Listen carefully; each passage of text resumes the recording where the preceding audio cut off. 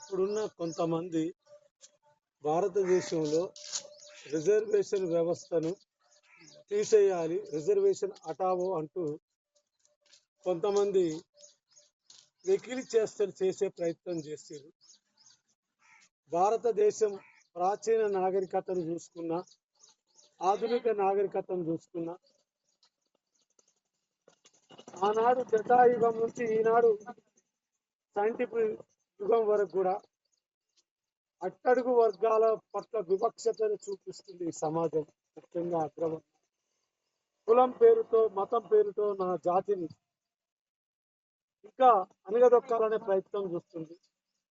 స్వతంత్రం వచ్చి 70 సంవత్సరాలు అయినా అణగారిన వర్గాలకు ఇంకా సామాజిక న్యాయం, సంపద పట్ల న్యాయం, అధికారాల పట్ల న్యాయం జరగలేదు. ఈ దేశంలో 2 వర్గాల ప్రజలు ఈ దేశాన్ని పరిపాలిస్తున్నారు. ఒకరు పెట్టుబడిదారు వ్యవస్థ, రెండోది కులాధిపత్యం ఉన్నటువంటి అగ్రవర్ణ వ్యవస్థ ఈ దేశాన్ని శాసిస్తుంది.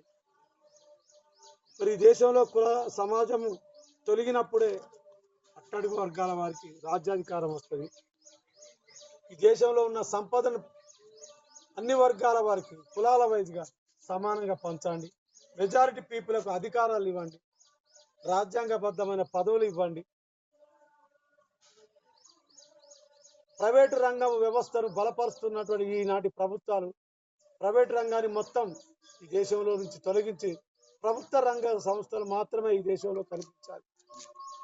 ప్రతి వ్యవస్థ కూడా ప్రభుత్వ రంగ వ్యవస్థలే ఉండాలి. పెట్టుబడిదారు వ్యవస్థను కంప్లీట్ దేశం నుంచి నిర్మూలించాలి.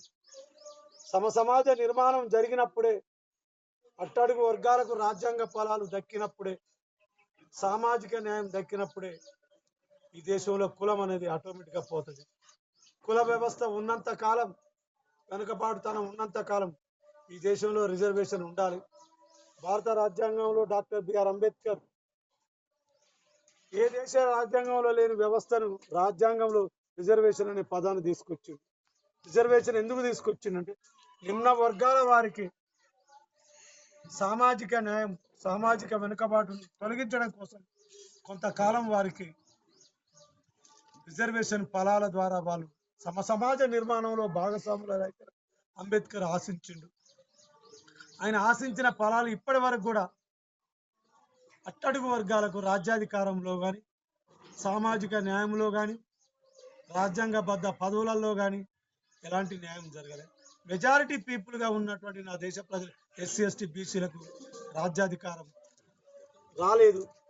మరి రాజ్యాధికారం రాంది, సామాజిక న్యాయం జరిగింది, కుల వ్యవస్థ ఈ దేశంలో నుంచి పోంది.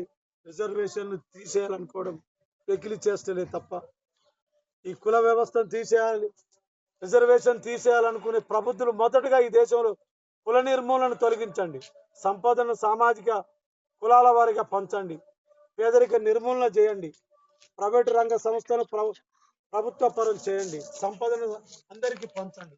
అప్పుడే రిజర్వేషన్ తీసేయడానికి ముందుగా ఈ దళిత జాతి ముందుకు వస్తుంది అని నేను ఇప్పుడు ఉన్నటువంటి సమాజాన్ని కోరుచున్నాను.